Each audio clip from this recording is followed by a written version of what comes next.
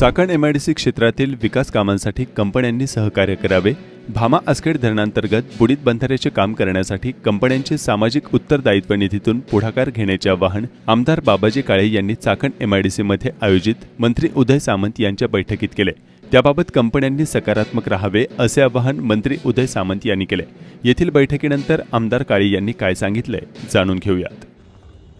आज महाराष्ट्र राज्याचे उद्योग मंत्री नामदार उदयजी सामंत साहेब यांच्या माध्यमातून एमआयडीसीच्या कार्यक्षेत्रामध्ये असणाऱ्या अडीअडचणी सोडवण्यासंदर्भात एक मोठी मीटिंग आयोजित केली होती।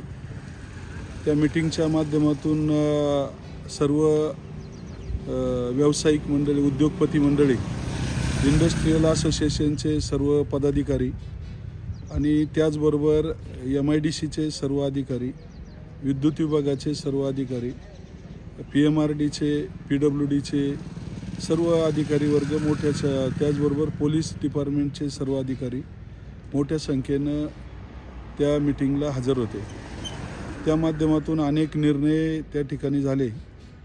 महत्त्वाचं म्हणजे खऱ्या अर्थानं महाराष्ट्र शासनाने कालच GRच्या माध्यमातून तळेगाव चाकण आणि चाकण शिक्रापूर रस्त्याची जो आदेश दिला त्याबद्दल शासनाचे प्रथमतः मी त्या मीटिंगमध्ये आभार मानले। आणि आज कामगार रुग्णालय त्या ठिकाणी जे होणार आहे त्याच्यासाठी जागेची मागणी अनेक दिवस प्रलंबित होती।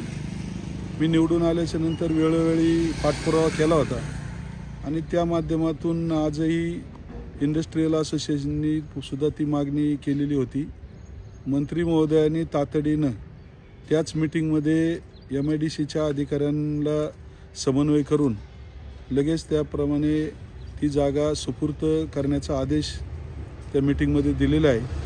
त्यामुळं एमआयडीसीचे आभार, उद्योगमंत्री महोदयाचे सुद्धा आभार। खऱ्या अर्थानं आपली उद्योगनगरी फार मोठी असल्यामुळं प्रामुख्यानं वीज व्यवस्थेवर मोठ्या प्रमाणामध्ये त्या ठिकाणी चर्चा झाली, अंतर्गत रस्त्यांवर मोठ्या प्रमाणामध्ये चर्चा झाली आणि महिला कामगार वर्ग मोठ्या प्रमाणामध्ये आपल्या एमआयडीसीमध्ये काम करतोय।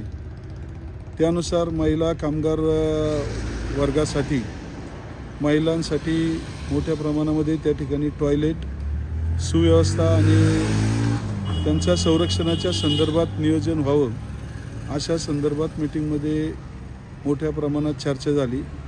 त्यामध्ये महत्त्वाचे निर्णय असे की नुकताच झालेल्या एका महिला कामगाराच्या संदर्भात विषय आपणा सर्वांना माहीत आहे। तो खाजगी CCTV कॅमेऱ्यामध्ये